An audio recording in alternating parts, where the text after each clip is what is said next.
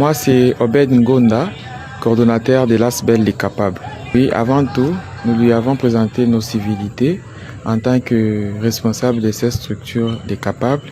Et par la suite, nous lui avons annoncé notre campagne dénommée Gérant Mbuji-Mayi propre. Campagne qui consiste bien sûr, comme vous l'avez entendu, à rendre la ville de Mbuji-Mayi propre.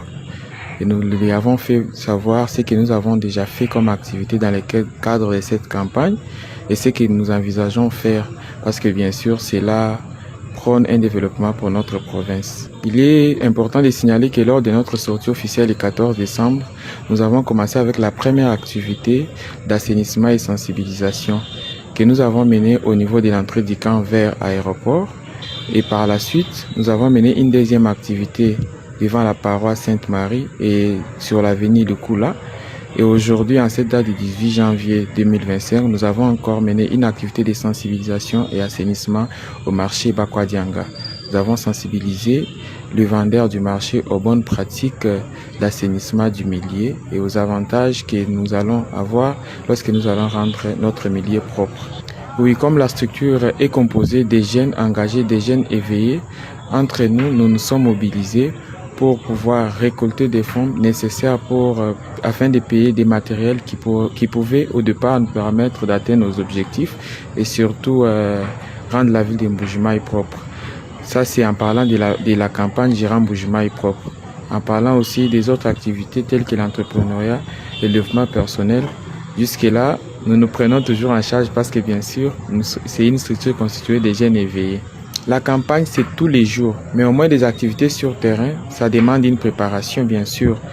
C'est tous les jours que nous cessons de mener cette campagne dans les réseaux sociaux, partout où nous sommes, nous lançons toujours ces messages, nous affichons partout nos messages. Et sur terrain, nous les faisons une semaine après, 2 semaines après, parce que bien sûr, il nous faut mobiliser des fonds nécessaires pour descendre sur terrain, parce que ce sont des bénévoles. Il faut quand même les encadrer de sorte que nous puissions mener des activités sur terrain. Mais jusque-là, il y a 1 mois que nous avons lancé depuis le 14 décembre. Aujourd'hui, le 18 décembre, nous étions à notre 3e activité. Puis, avec le gouverneur, il a beaucoup apprécié l'initiative et d'ailleurs, il dit que l'initiative entre dans le cadre de son programme, le programme qui consiste aussi à rendre la ville de Mbuji-Mayi propre.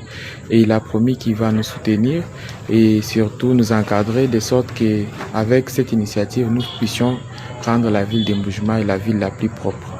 Le message que je lance d'abord, je lance à la population de Mbuji-Mayi en général, que cette population puisse nous accompagner dans cette campagne Gérant Mbuji-Mayi propre parce que la campagne vise à rendre la ville de Mbuji-Mayi propre. La ville de Mbuji-Mayi propre, c'est chez moi, c'est chez vous, c'est chez tout le monde. Alors, nous sensibilisons cette population à pouvoir favoriser des pratiques d'assainissement dans le milieu.